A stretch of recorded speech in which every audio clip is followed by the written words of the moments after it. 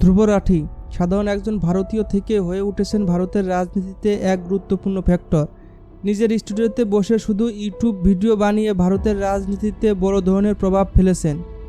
রাজনীতিতে সচেতন করে তুলেছেন গোটা একটি প্রজন্মকে, ধস নামিয়ে দিয়েছেন ক্ষমতাসীন দলের রাজনৈতিক আধিপত্য, উন্মোচিত করেছেন রাজনীতির নানা অনুচ্চরিত অন্ধকার দিকও।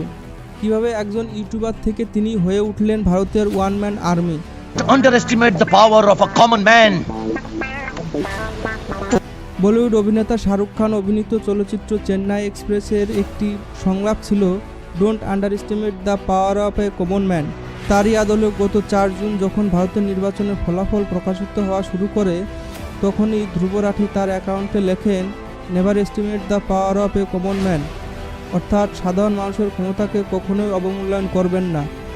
কথাটা এতটাই বাস্তব হয়ে ধরা দিয়েছে যে এবারে লোকসভা নির্বাচনে একজন সাধারণ মানুষ একাই ধস নামিয়ে দিয়েছেন প্রধানমন্ত্রী নরেন্দ্র মোদীর একচ্ছ আধিপত্য সাম্রাজ্যের উপর।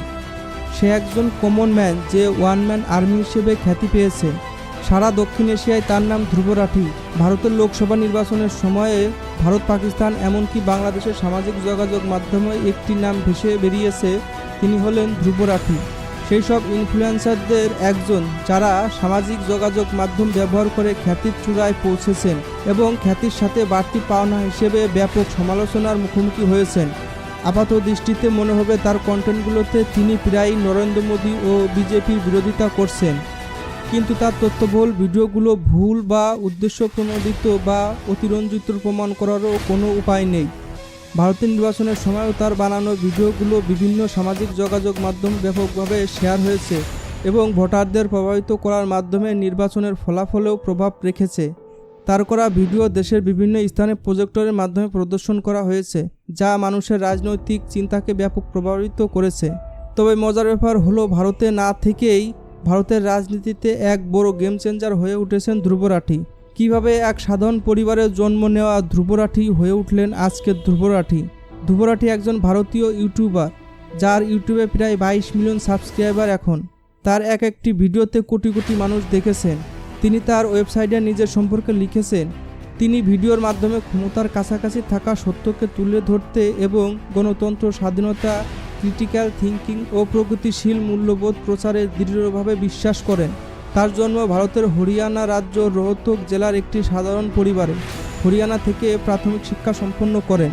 তিনি খুব একটা ভালো ফলাফল না করতে পারায় ভারতের নামজাদা বিশ্ববিদ্যালয় বা ইঞ্জিনিয়ারিং কলেজে ভর্তি হতে পারেননি, তাই উচ্চশিক্ষার জন্য চলে যান জার্মানিতে। জার্মানিতে তিনি কার্লসে ইউনিভার্সিটি অফ টেকনোলজি থেকে মেকানিক্যাল ইঞ্জিনিয়ারিং এর উপর স্নাতক ডিগ্রি লাভ করেন। ধ্রুব রাঠি ইউটিউব যাত্রা শুরু করেন 2014 সালে। গত বছর পর্যন্ত ইউটিউবে তার সাবস্ক্রাইবার সংখ্যা ছিল 13 মিলিয়নের কিছু বেশি, কিন্তু এখন তার প্রায় 22 মিলিয়ন সাবস্ক্রাইবার হয়েছে এবং এখন পর্যন্ত তিনি তার চ্যানেলে 622টি ভিডিও আপলোড করেছেন। ধ্রুব প্রধানত শিক্ষা ও ব্যাখ্যামূলক ভিডিও বানিয়ে থাকেন। তার অংশ হিসেবে তিনি সমসাময়িক রাজনৈতিক বিষয় নিয়ে ভিডিও বানান। এরই ধারাবাহিকতায় ভারতের প্রধানমন্ত্রী নরেন্দ্র মোদীর প্রসঙ্গে উপস্থাপিত হয় তার ভিডিওতে। তিনি ফেব্রুয়ারি 22 তারিখ দ্য ডিক্টেটর তার শিরোনামে একটি ভিডিও বানান। সেখানে নরেন্দ্র মোদীর একনয়িত নানা দিক তুলে ধরার পর তার ভিডিওটি বেশ জনপ্রিয় হয়ে ওঠে। এরপর ধারাবাহিকভাবে একই প্রসঙ্গে তিনি আরও ভিডিও বানান। তথ্য ও প্রমাণ সমৃদ্ধ প্রাণোজ্জ্বল ভিডিওর কারণে রাজনীতি সচেতন মহলের ব্যাপক সমর্থন পান এবং তার রাজনৈতিক দর্শন ছড়িয়ে পড়তে থাকে, যার সবশেষ নরেন্দ্র মোদীর প্রকাশিত ফলাফলের ধস নামিয়ে দিয়েছে। বাংলাদেশেও সমানভাবে আলোচিত হয়েছে ধ্রুব রাঠি। ধ্রুব রাঠির সাথে বাংলাদেশের জনপ্রিয় কিছু ইউটিউবারদের তুলনা করে সোশ্যাল মিডিয়ায় হাস্যরসে মেতে উঠেছে নেটিজেনরা।